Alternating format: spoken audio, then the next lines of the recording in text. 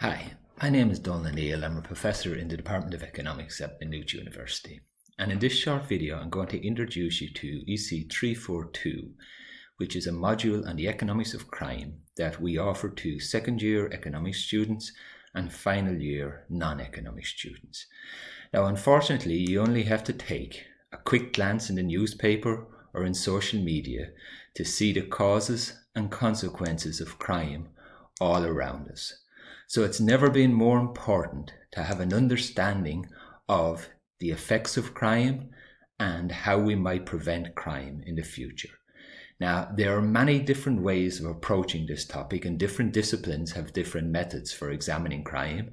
And in this module, we're going to look at crime through the lens of an economist.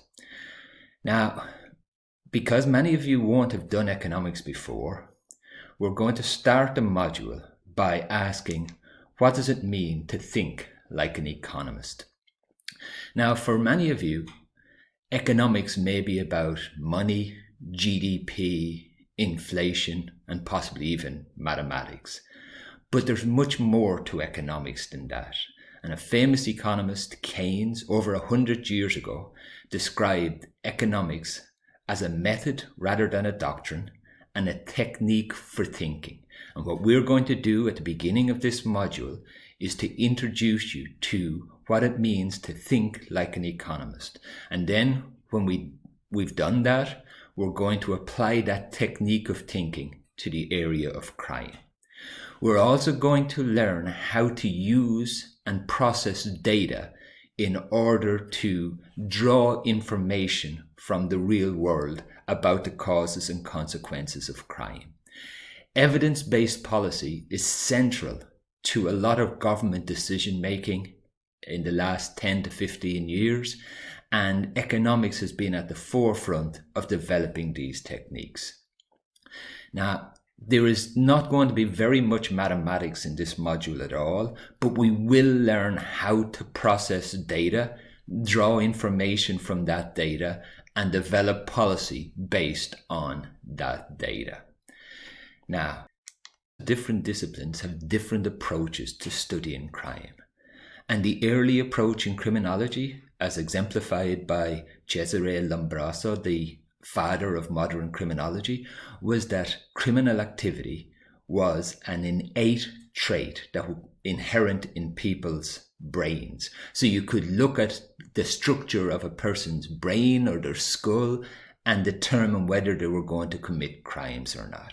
Now, most disciplines have moved away from that deterministic approach and take a much more nuanced approach to crime nowadays. So let me ask you the following question. Suppose you were sitting in a queue in a supermarket and you saw a jar with lots of money in it. Would you steal from the jar? Now, most of you would probably say, absolutely not.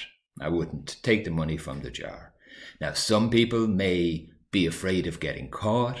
Some people may be afraid of the guilt associated with that. Some people may feel bad for the shopkeeper. Okay, and that's fair enough. But some people might take the money. Now, let me say, you will never be caught. I'll guarantee you'll never be caught if you take this money. And nobody will ever know that you've taken the money. Would you change your mind then? Well, my guess is a small number of people might actually change their answer and take the money. Not everybody, but a small number of people.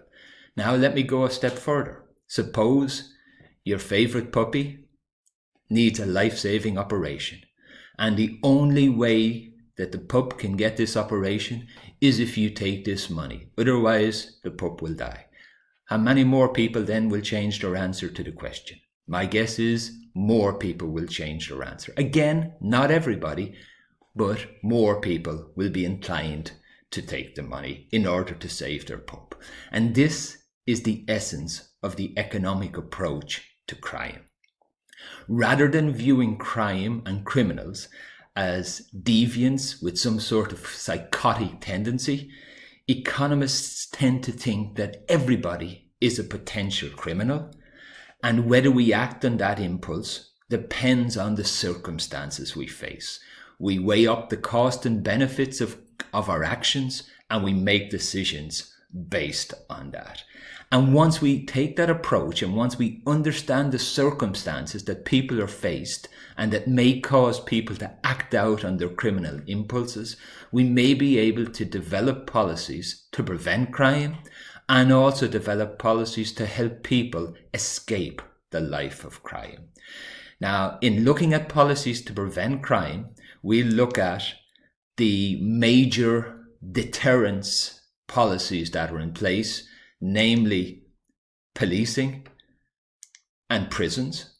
But the economic approach also allows for social reforms such as early childhood education, neighbourhood reform, reducing poverty, to also have a key role to play in reducing crime. And we'll examine the evidence for all these approaches and what reforms are needed, if any, in order to have a more effective way of tackling and preventing crime. Now, for the most part, we'll talk about crime in general and we won't talk about specific crime. But one area where we will talk about a specific crime is namely drug-related crime. Now, many of you may have a stereotypical view of drug gangs and the drug problem. But what if I told you that these drug gangs are not the main problem in the latest drug issues affecting America? And instead, the main problem with the current drug situation in America is the failure of the medical profession to properly regulate prescription medication. In the module, we learn about the latest opioid crisis in America, and we'll learn how we might tackle it, how did it come about, and we'll also learn what implications it has for drug cartels. As well as preventing crime, it's also important to recognize that there are many people who got caught up in criminal activity and now want to escape that life. Are there policies we can help rehabilitate convicted criminals? We look at what works and what doesn't work through the lens of the economics approach. And what we'll find here, as is often the case when you think like an economist, is that many policies that were well-intentioned actually hurt the people that they were intended to help. And we'll look at what works and what doesn't work in this context. So that gives you an idea of the type of questions that we'll talk about. But if we have time, there are many, many more questions that we'll address in this module. So for instance, we can talk about white-collar crime. We'll talk about private home security. We can talk about gun control. We can talk about prostitution, DNA databases as a way of tracking criminals, terrorism, and the death penalty. These are all important issues in the area of economics, and economists have contributed importantly to all of these. Now, in terms of how we'll evaluate the module, it'll be a mix of traditional lectures, project work, but we'll also rely heavily on videocasts and podcasts. And in particular, we'll draw heavily on a podcast hosted by Jennifer Doliak, who is a professor of economics at Texas A&M University. And the podcast is called Probable Causation. And each week, Jennifer interviews an economist working in the area of crime and gives a very non-technical walk through the research that the people are carrying out.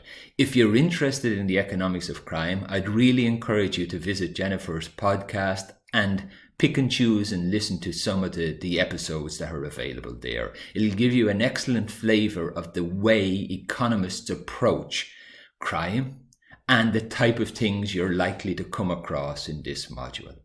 So I hope that this short video has given you a sense of what you might expect if you take EC342, and I look forward to meeting some of you in person later in the year.